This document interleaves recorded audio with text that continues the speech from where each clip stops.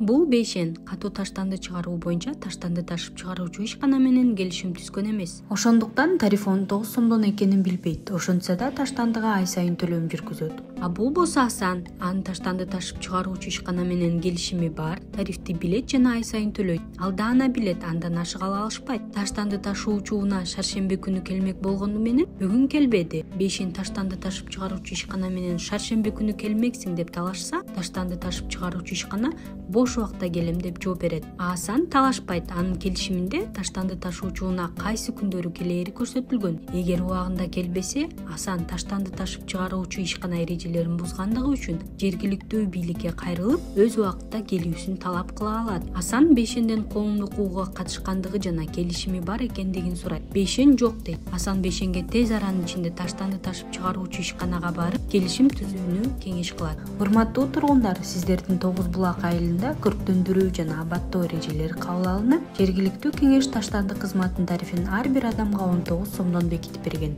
Таштанды ташып чыгаруучу ишканасы жашоочулар менен келишим түзүүнү баштады.